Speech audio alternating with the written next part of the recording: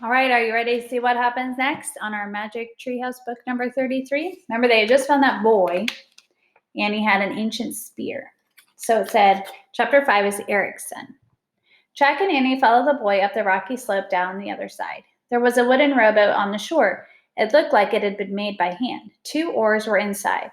The boy put his spear in the boat, then pushed it halfway into the water. Sit at this end, he said. Thanks, said Annie. She and Jack climbed into the rowboat. They sat together on a wooden seat. The boy pushed the boat farther into the water. Then he jumped aboard and sat in the center facing Jack and Annie. He grasped the 2 oars and he looked over his shoulders to see where to go.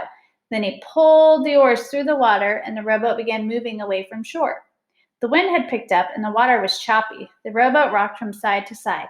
Hold on tightly, the boy said. If we fall in, we'll freeze to death. Jack gripped the side of the boat as it bumped through the waves. And there they are going through the choppy water. The boy rowed around in a bend in the bay. Then he headed toward the ice barrier, trapping the narwhal. He rowed close to a wide, flat chunk of ice. Hey, you! Annie called to the whale. Don't be afraid. The narwhal was still swimming in circles. He had a cone-shaped body and short front flippers. His long ivory tusks looked like twisted rope. We've come to help you, said Annie. We need to break up that piece of ice, the boy said to Jack. He pointed to the chunks that was blocking the narwhal's escape. Right, said Jack. How do we do that? Sit here and hold the boat steady, said the boy. He made room for Jack to sit next to him on the center seat. Then he handed Jack the oars. Jack grasped the wooden handles and tried to keep the boat from tipping over. The boy carefully stood up. He stepped out onto the flat ice surface. The boat rocked, but Jack used the oars to keep it close to the ice. The boy started kicking the ice chunks, and he kicked and he kicked and he kicked. Suddenly, he slipped and fell hard onto the icy surface. He clutched his right knee and groaned. Ah! Are you okay? Said Annie. Yes, said the boy. He tried to stand up, but he groaned again. Ah! And he sat back on the ice. Jack held the boat steady as Annie climbed out. She kicked the fallen ice chunk, but it didn't move. Use the spear, said Jack. He let go of the oars long enough to pick up the boy's spear. Use it how? Just take it, Jack said, and he held the spear out to her. Careful, it's super heavy. Annie took the spear with both hands. Slide it between the chunk of ice and the big iceberg, said Jack. Annie wedged the spear between the 2 solid blocks of ice. Got it, said Jack. Now pull back. Annie pulled hard on the spear. I can help, said the boy. Even though he was injured, he stood up. He gripped the spear with Annie and they pulled together. Bit by bit, the ice began to splinter against the steel blade of the spear. Annie and the boy kept pushing and pulling. And here they are. So here's Annie. And you can see she's got the spear right here. This is that block of ice blocking. So the narwhal over here is trapped. If they get this ice out, the narwhal can go this way to the ocean. And there's the boy injured over here. So they kept pushing and pulling until the fallen chunk of ice finally popped free, like a cork popping out of a bottle.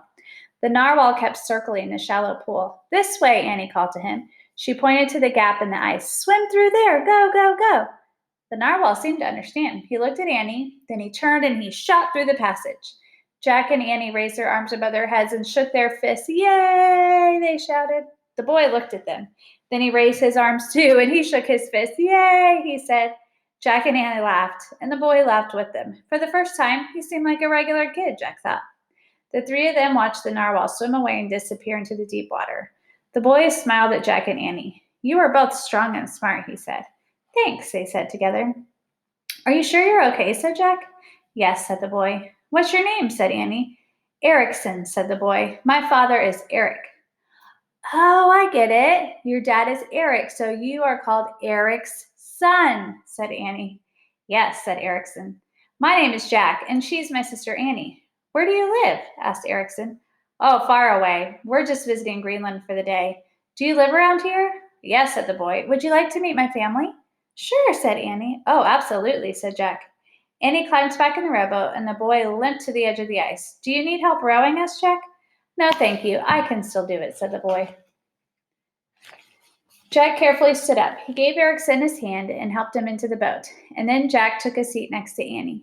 Erickson picked up the oars and he looked over his shoulder and he began rowing through the ice-cold sea water. And that takes us to chapter 6 called The Mist of Time.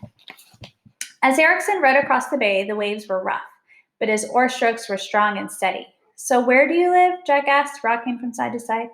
Eric's Inlet. The boy nodded over to a place between the steep hills where the sea floated. Did the people name it after your father? No, said Erickson. My father named it for himself. Oh, does he work at one of the research stations? Erickson looked puzzled.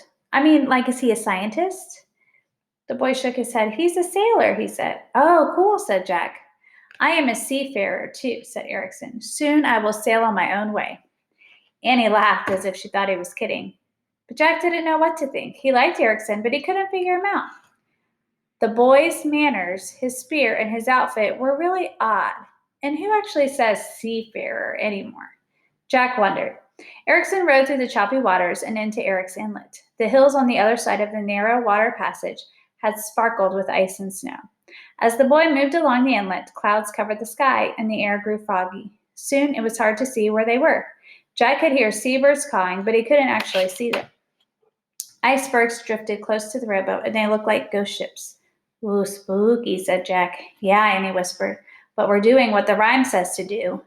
On a day that seems endless with no dark of night, travel through fog, travel through light. Oh, right, we are, said Jack. But I still don't know what no dark of night means.